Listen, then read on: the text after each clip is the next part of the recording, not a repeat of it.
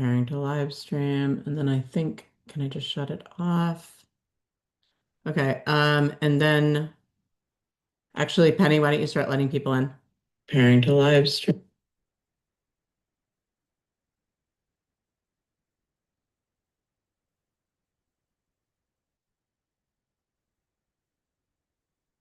Hello, everybody. Thank you all for joining us. We are still seeing people come in, so I am going to wait up until my clock says 1:03, which I think is respectful of everybody's time, but gives us a little bit of a chance to admit the people who are still coming in. So super excited to see everybody and really excited to share what we have learned in this area.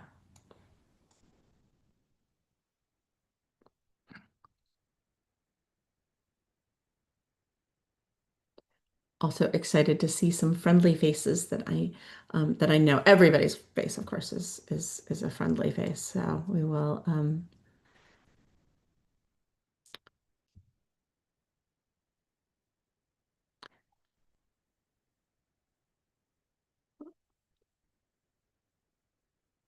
Oof, when I said I was going to wait till 1:03, I hadn't thought about what I was going to say between 1:01 and 1:03. So hopefully, I promise you, everybody, the what I say once I start will be more scintillating than me waiting until 1:03 to get started.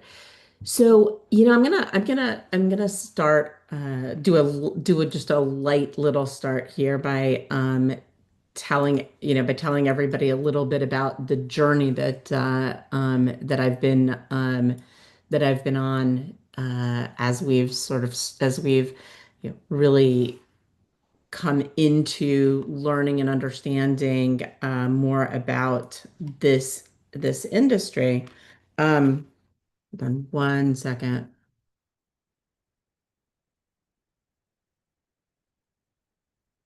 Just letting my team, letting my team know I'm okay, good. It looks like they're letting people in. Okay. So here we, so mm, let me tell you guys, this has been such an interesting process, learning more about generative AI and about the process and what generative AI is doing. So, for those of us who work with generative AI every day, you know just how quickly this is changing, just how crazy this industry can be in terms of even the way that it's changing, but also the adoption of it. I had a conversation the other day as we started to offer services um, to our own clients, just like we would offer search engine optimization. We've started offering this service to our clients, and one of my clients said to me, yeah, we're kind of interested, but before we make the decision, before we commit, we want to really understand, like, are we getting clients from generative AI optimization? Is this really going to be worth it for us? And it was interesting because as I thought about that question, I was like, okay, that is always a good question. But then I was thinking, at the very beginning stages of Google, like imagine you started in sort of search engine optimization in 2006, 2007. You wouldn't be getting business from it when it first started. And that's really where we are right now. We're sort of in this Wild West territory of this is emerging. And so it's really important to understand that as much as you kind of want to be there on the forefront, it takes time to get this stuff done, but it also is an investment into this future that you're looking for. So let's get started and talk about let's get started to and for the real meat of what we're going to talk about. So here is what we are going to talk about. I'm not going to spend too much time on our outline because I'd rather spend the time going through the items. But we're going to talk about sort of what the buyer's journey is, what is generative AI optimization, the state of the industry today, some basics. That's the real meat and what I think everybody is really here to hear about. Okay, what is this and what are we supposed to be doing? Measuring success, guardrails and warnings, the journey. So the guardrails and warnings are like these are the things you kind of have to keep in mind, the journey, and then ready to get started. And finally, Q&A. If you have questions along the course, I am fortunate enough that I have two of my team members on here who are monitoring the chat. If you have questions, please feel free to put it into the chat. One of my team members will let me know, or we'll get to questions at the end. So let's talk about sort of the buyer's journey. We're going to talk about a persona. Our persona's name is Sarah, and Sarah and her partner have started a distillery. She's gone through sort of those initial things. She's got the permits she needs. They've started, and they're actually doing pretty well. Um, but she has her books set up. She has them set up sort of, but she's completely overwhelmed by what she's looking at. She's not really great. She's not really entirely sure how to read a balance sheet. She's not like entirely positive how what she should be looking at for P&L and how she should be looking at it month over month. Like, should she be looking at it year over year? She has all of these questions. In the past, our friend Sarah would have gone to likely to Google, or she might have talked to somebody. What we know now is that she is 100% going to start, particularly if she's young, as I have portrayed our icon here to be. She's going to go to a generative AI machine, and she's going to start asking questions. Now, what we do know is when she's asking general questions, what is a balance sheet? How do I read this? She's unlikely to run into the name of a company, but she can and will at some point, likely or hopefully or possibly, I won't actually put a word there.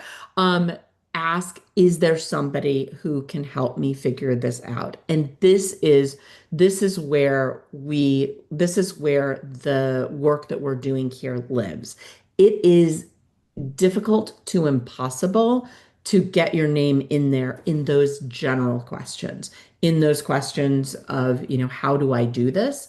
Where it is easier and where we want to is when you ask those of how to service. So let me show you what that looks like. Here's a real example. So what is generative AI optimization? Practical way to help AI assistants understand your expertise and name your firm and answers. This is a real example. This is a client of ours.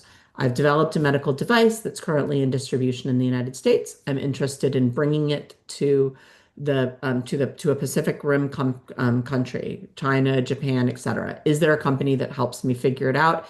That regulatory environment. That is a real question I asked to ChatGPT. The first company that's represented there, Pacific Bridge Medical, that is a client of ours. So that's the meat. That's where we want to be, is we want to be able to be there when it asks us questions about who can help. So why do we care about this? I mean, it seems impossible to think that we would actually need to justify caring about this because everywhere we go, we are hearing about AI. But I think to just understand the scope of what we're talking about, I think it is important to sort of set some information down. So we know that we're shifting to AI. We know that our friend Sarah before, 4 years ago, an AI assistant didn't exist, so she wouldn't have gone there. As of right now, we know that the that we know that like something like I think 20% starts there. We're going to be going up to 95% Oh, here we go. 20%. Yeah, 20% started there last year. We're going up to, according to Gartner, 95%. The assistant scale is massive. ChatGPT saw 5.4 billion visits in June of 2025. Perplexity, which is the second place player, 22 million. Google is showing AI answers and fewer clicks. So that means even for where Sarah might have started 5 years ago, if she is Googling these questions, ChatGPT is actually, sorry, Google is actually going to show her an AI answer now before they show her clicks. So so this is the point where I say, I'm not going to tell you all that the time of promoting ourselves on or needing to promote ourselves on AI assistance is coming. It is here. That is what is happening right now. And it is happening both on a personal level and at an enterprise level. As you can see, enterprise usage is real. 53% of surveyed executives say they regularly use generative AI at work. So, what does this mean for subject matter experts? And of course, subject matter experts are to whom I promoted this talk. Our firms are being screened in or out at the citation stage, and if these assistants can't identify and trust our entities, they are invisible because and the older ways of finding us are they're being eaten up. So this is the heart. This is what we really want to talk about. How do you do this? So the most common question that I get is, okay, Erica, isn't this just basically SEO? Aren't we just doing SEO here? And the answer is yes and no. So yes, there are a lot of similarities. The similarities are you want clear site structure and healthy crawl. Um, you want assistants to really be able to go into your site and crawl it successfully and understand what all of the content that's on your site is. You want helpful pages that answer real questions. We'll talk a little bit about some differences here because whereas for search engine optimization, you really care about search terms. Here you care more about questions. It's not that you don't care or keywords. It's not that you don't care about keywords, but you really care about them in the context of how do people ask questions. Real author credibility with evidence. So you want to make sure that, and we'll talk about this more in a bit, that you have the testimonials and the numbers to back up things that you've done. Fast, accessible, mobile friendly pages. So you need current sites and your sites need to be managed so that they are fast. And then consistent names and listings across the web, which we'll again talk about in a minute or two. So where do search engine optimization and generative AI optimization start to diverge? The really big places, so let's talk about, first of all, the objective. Search engine optimization, what's the objective? You're seeking rankings and clicks. You want your organization to be well ranked. You want people to click onto your site. With generative AI optimization, you are seeking citations inside the AI answers. You want to be referenced. They're actually probably not. You guys saw the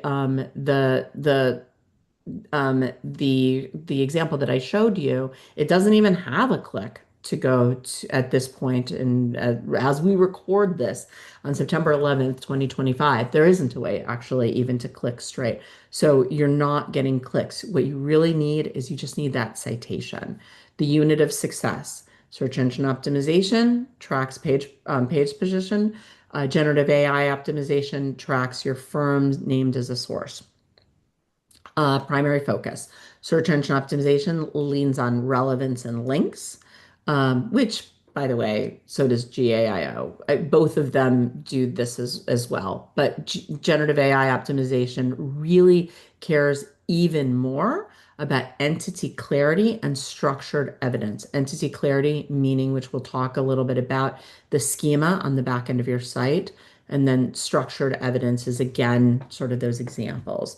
So testing ground, obviously, where is this happening? SEO is in Google, generative AI optimization is within the within chat within those assistants, and then cadence. This is actually one of the things that's really interesting.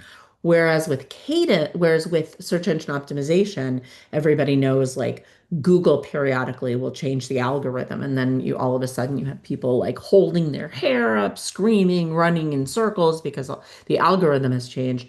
And that doesn't happen very often, maybe once or twice a year at most. Generative AI optimization, they're just doing small, frequent cycles. Um, okay, so let's talk about like what are the real things? Like what really has to happen for generative AI basics, for generative AI to for your site to be generative AI optimized?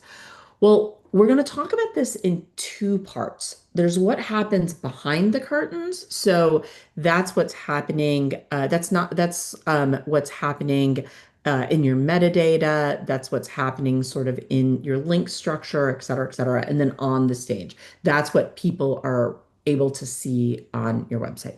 So behind the curtain, number one, identity, making sure that you have picked one canonical, I'm using a technical term there, but canonical firm name and spelling and using it everywhere. So what do I mean by that? My company, you guys see Spring Insight. Okay, that is our Spring Insight is the name that we go by, but actually we are Spring Insight Marketing. So we are, and so Spring Insight Marketing is our legal name, but we also have used Spring Insight Marketing LLC. So those are three separate ways that we can refer to ourselves. We need to make sure that we have one specific name that wherever we're using, we are using the same one. We also need a description, a two-sentence description that we are always going to use.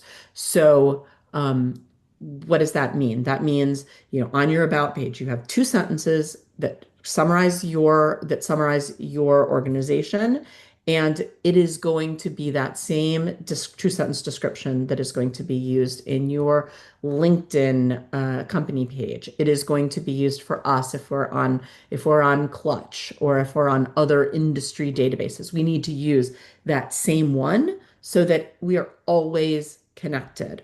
Does it have to be only two sentences? No, of course not. You can optimize and you can use more in different places, but you always have to have sort of that core piece.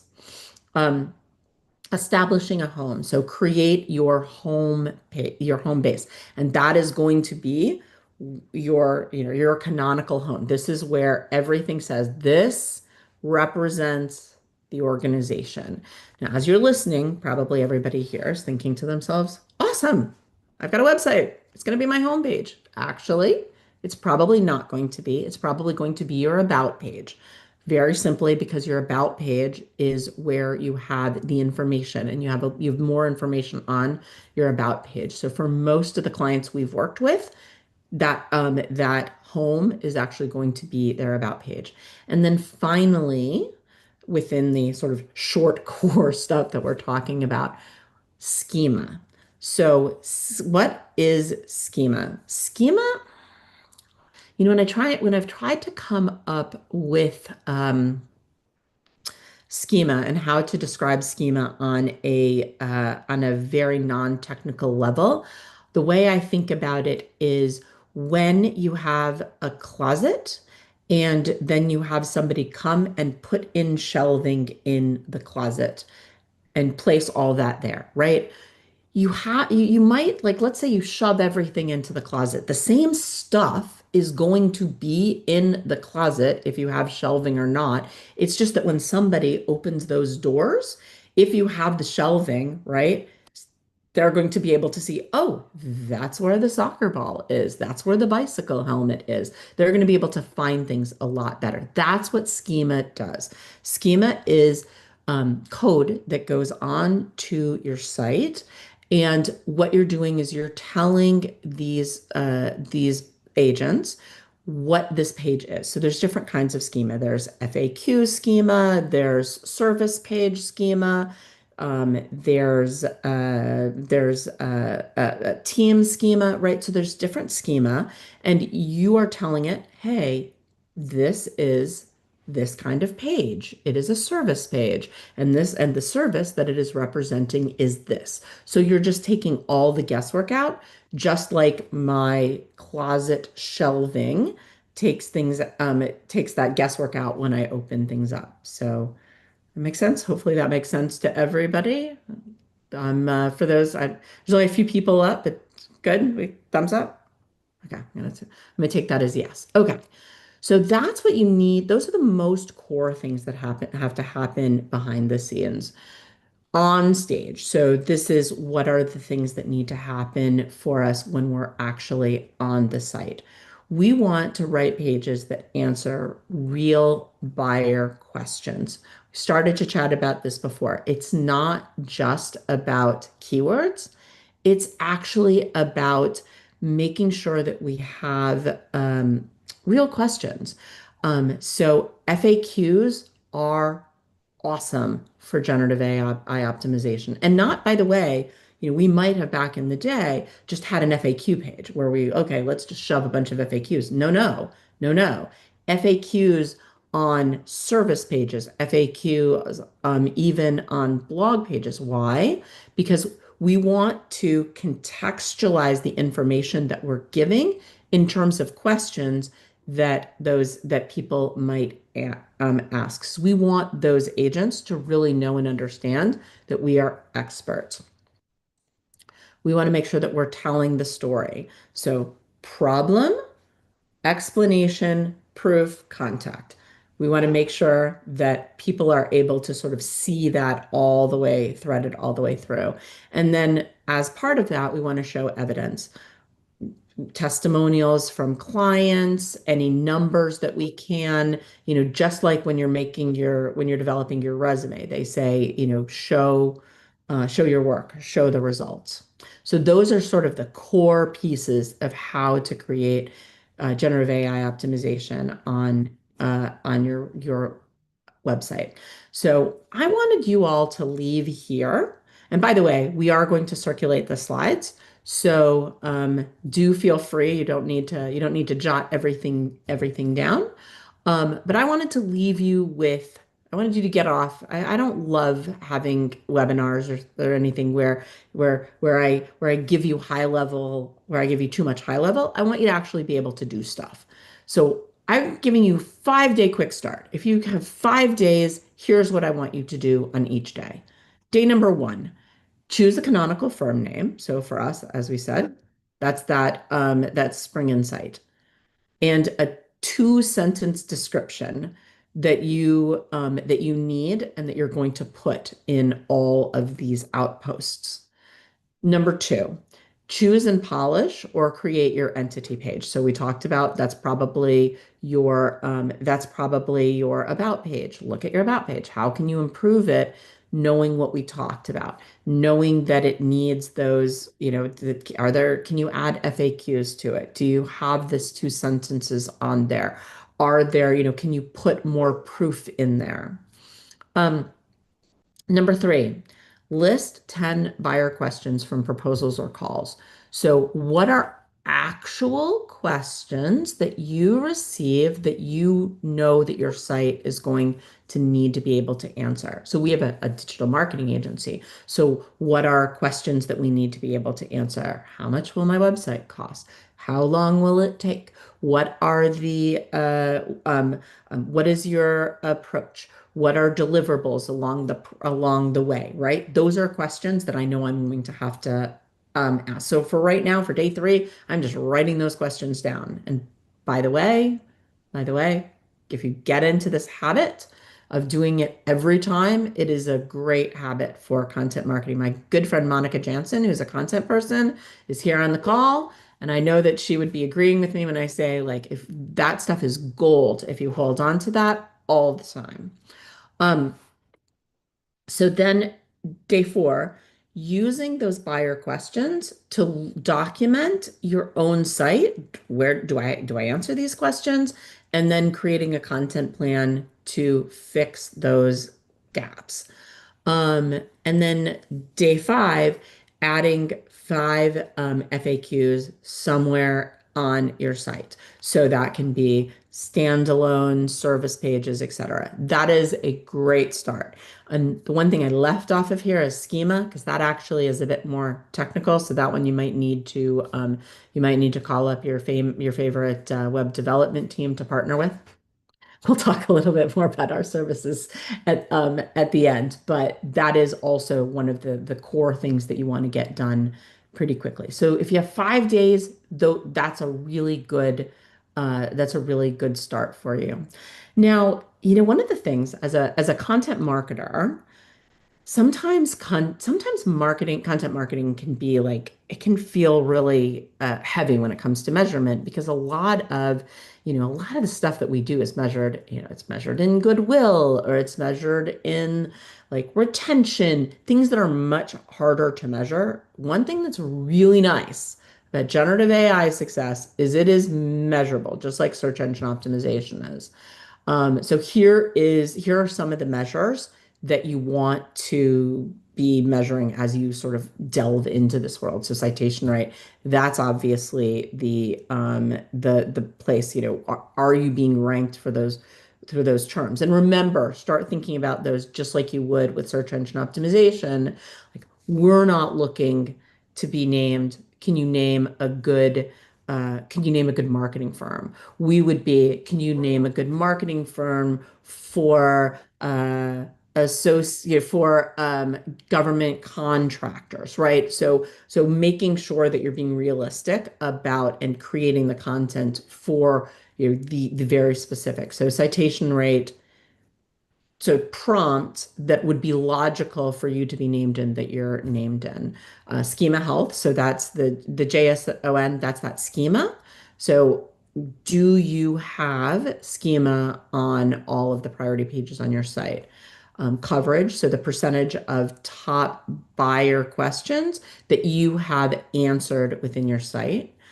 Consistency scores, names and profiles match across major listings, and evidence density. So that's making sure that you really are proving yourself on those service pages, and on all the pages where you really need to sort of have that prove the work that you're saying that you do. Okay.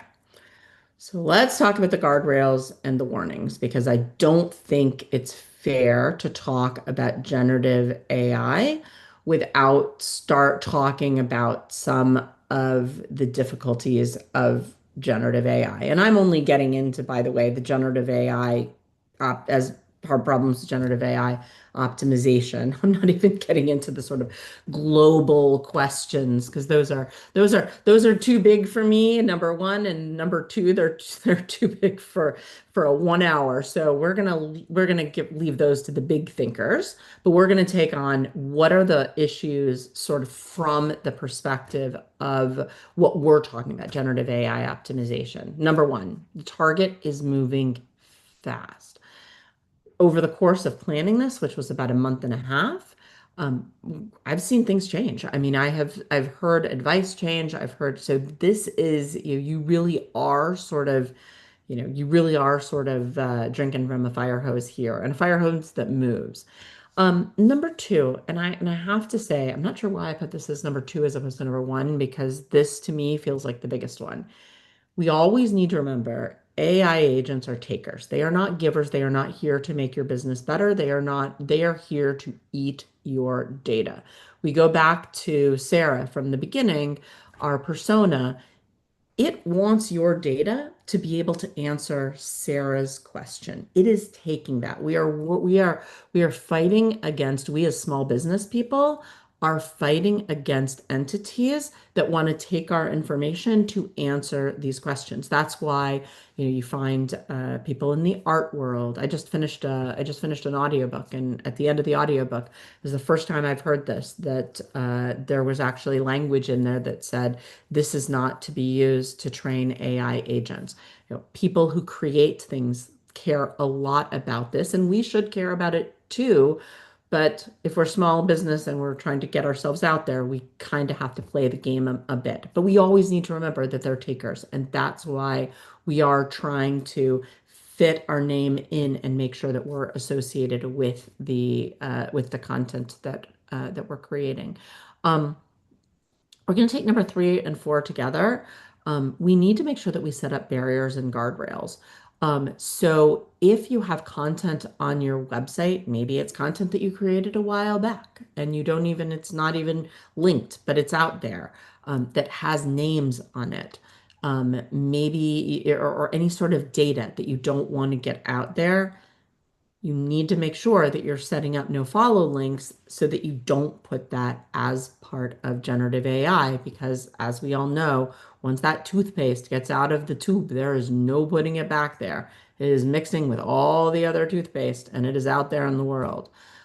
So making sure that we have protected what we need to protect and set up those barriers. And finally, expect this to take a little while. Nothing here is stuff that gets done quickly. So what does that journey look like? The journey to the readiness journey. So the way I have sort of thought about this is there's 4 levels. Most of the small businesses that we talk about, I'm sort of talking about this aspirationally, because most of the small businesses that we talk to are at firmly at the foundation level. This is we haven't set up those initial structures. We need to sort of get those initial schema in place. We need to sort of start to really create the foundation that we're going to build everything else on. Structured, that's when you can start to build those things. We know how we need to create blog posts that are going to be findable by generative AI. Um, Visible, that's the next level. That's when we are really starting to see those citations, and it's because we've created the kind of data and we've really honed in on what are the kinds of questions that we're going to be able to see, and we have those questions. And then finally cited, that's when we're doing all that and we're also getting inbound links, which just like inbound links and backlinks helped us with search engine optimization, they help us here. So where are you guys? Okay, you guys didn't think that you would escape this completely without having a sales pitch. But we would love to help you on this journey. Here is this is work that we love that we have been doing. I wanted to create something that would help organizations, whether they want to do it themselves or if they want an organization to really help them. So that's what we have here. Kept it at a very low price point. $88. What if you use the QR code, what you will get, detailed personalized report on what AI tools see. So what are the things that you need? We've talked in this setting, we have talked in generalities in sort of these really big pictures. With this, what we're doing is we're getting you much more specific detail about your website. We're looking at your website and looking at the schema. What are the things that you need to do to get yourself more recognized? And then we run that report, and then we meet for an hour to talk about, okay, how can we prioritize this and how can we make this happen? So that is my offer to you, that really gets you started. And with that, I wanted to leave some time. It looks like in chat some I've seen some numbers come up, so I hope that means that we have some questions. So I'm going to take a sip of water, and Penny or Laura, you can tell me if there have been any questions or if anybody wants to raise their hand.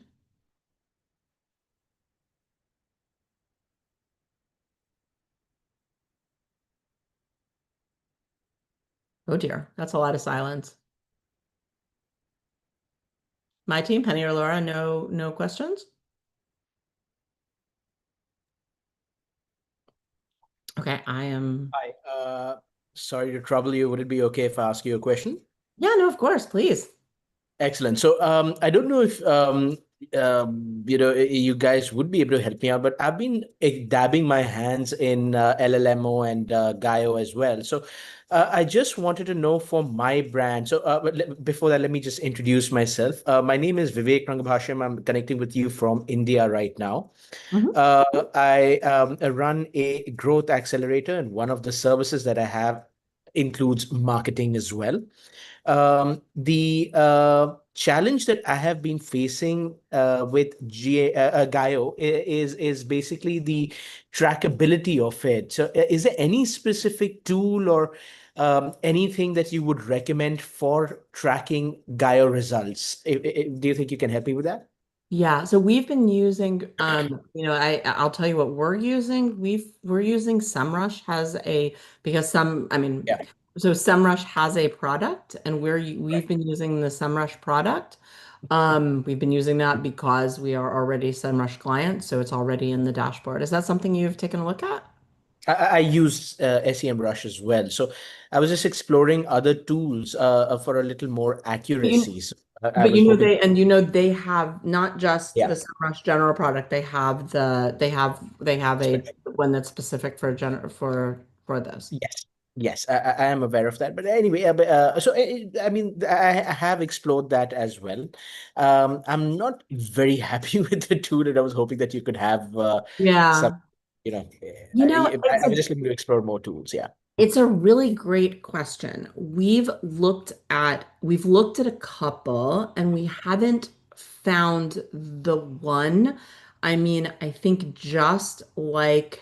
uh and this is what you're identifying as well. This is such a new area, Use. and it's also they're just not very open.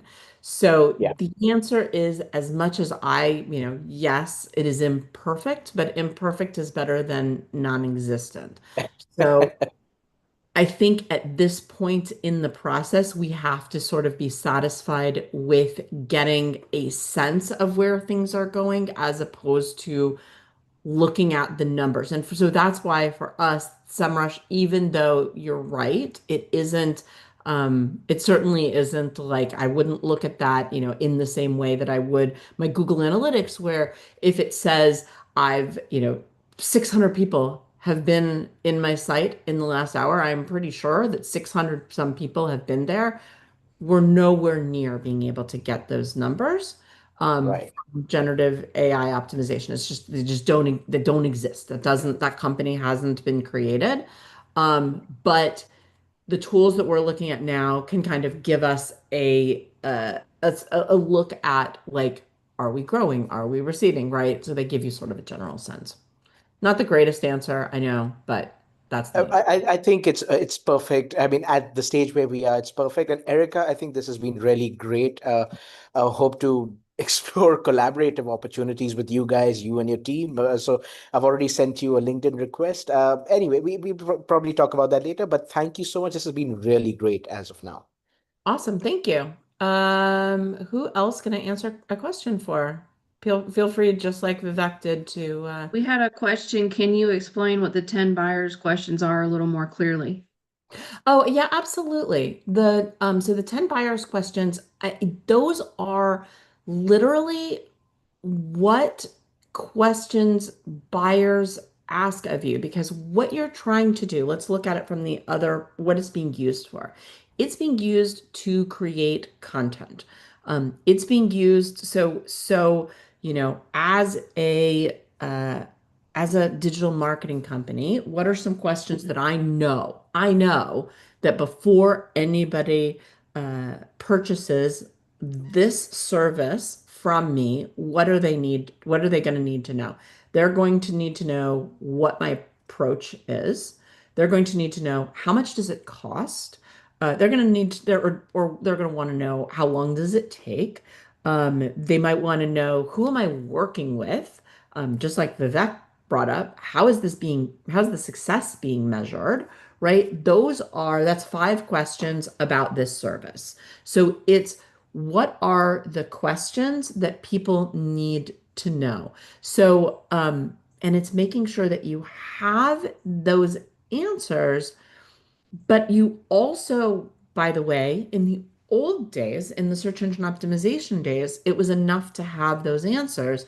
Now you really want to have those answers in FAQ form, right? Because you know that that's the way that generative AI is looking at your site. Does it answer questions? So I hope I assume that wasn't Penny that asked that question, but I hope that was a good answer for whoever asked it. Erica, it's Monica. I have a question for you. Yeah. Thanks for the shout out before, by the way. That was really sweet. I feel famous. Uh, um, how much time should we be spending on GAIO right now versus SEO? So for those of you who don't know me, I own a content marketing agency, and so SEO is a really big deal. Obviously, GAIO will be as well, but I don't want to start, spending all of this time on GAIO when, as you said, it's changing so quickly. Well, the good news is that the work that you do on GAIO is going to make your SEO better.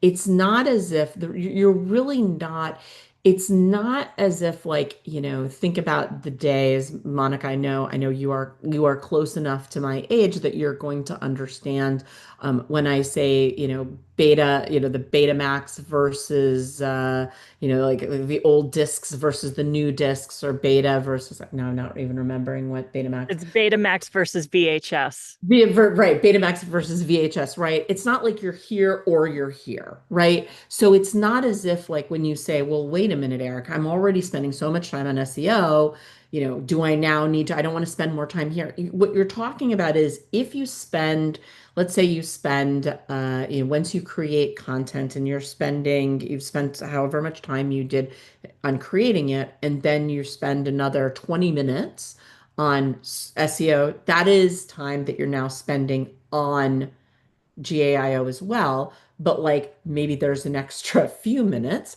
of like so what have we started doing? We're starting to, on our content, we're starting to put in a TLDR, or a summary on everything. Why? Because we know that they like that, it likes that. We're starting to put in FAQs even on blog posts. So it's things that take that, and then obviously on everything making sure that you have schema. So it's all it's really the SEO plus. It's not as if like, so I'm not saying no, stop working on SEO and start working on this. I'm saying continue to do the SEO work because that's going to help you with this. And there are some things that generative AI in particular is really going to find friendly. Thank you. That was very helpful. You're welcome. Penny, any other questions that we have that we have? There was also, can you please repeat the no follow link part? Okay, sure. So what a no follow link is basically a no follow link tells tells whatever, whether it's Google, whether it's any other entity, nope, nothing to see here. This page, there's nothing to see here. Do not look at this page, right? So what I'm saying is if you have pages, let's say maybe I don't know, if you have a board member page and your board member, for whatever reason, you don't want your board members to become part of this general record, you might put a no follow link onto the board member page because, sorry about my dog is very excited about generative AI optimization and really, really wants to chime in. So what you would do is you'd set up this no follow link on this hypothetical board page because for whatever reason you don't want your board members, they don't want their names, their full names associated, et cetera, et cetera. It's easy enough to do if you have access to the back end tools for your site. So I hope that answers that question. Is your recommendation to include a summary and FAQ on blog posts? It is, yeah, absolutely. We have started doing really any content that we create. Whenever we create content now, we are always doing FAQ, and we're always doing a short clip. We're also providing a lot of explanation of things that language that we put in there. Or we're doing that in the FAQ. So let's say there's language that we're using that might be industry, we might put that into the FAQ. And by the way, for all of this, you absolutely can be using generative AI to do this, right? You can be asking your favorite chat agent, please review this and come up with 5 FAQs. But yeah, absolutely.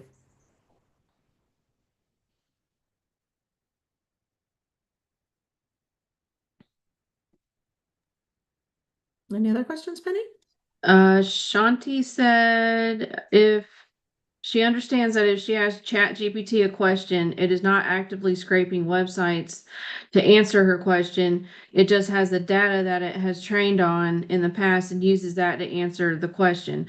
So is the goal just to get our website info in the next training data set? So you are likely not using a paid version. If you are using a paid version of ChatGPT, first of all of the data agents are different, but speaking to ChatGPT specifically, if you are using a paid version of ChatGPT, it 100% is going to search the web. It is absolutely so no, it is not towards future. It is going out there, and it is searching the web. It is searching the web very directly. It's very directly searching the web if I tell it, hey, I'm looking for if I'm telling it, oh, by the way, I'd really, can you give me information about this company? It will go and it will search that company's website. But in addition, it is searching on more general questions as well. So yeah, no, so absolutely, it is ChatGPT in particular with the paid version. And I apologize for this. I'm not 100%. The This is old information that I'm giving you on terms of paid versus unpaid. I know it was if you were paying previously, as if you were paying, you had access to 4.0, and it would search the web and it would create is now that they've switched to 5, what that payment looks like. But to your point, it does search the web now. Okay. Any other questions, Penny? Nope. Awesome. Well, again, I do hope that I get a chance to work with some of you. I'll reiterate our offer. We're trying to keep this as low as possible because I really wanted to be able to do something that works for people who both want to do this on their own and who want help. So if you want us to sort of help you out, look at your site, figure out how to get you started on this, please, please follow the QR code, and you will be able to go from there. But in the meantime, I want to thank everybody so much. This has been really a fun exercise to sort of put together this learning about and all of the things that we have learned as we've started this process. And yeah, thank you. Thanks everybody so much, and have a great rest of your afternoon.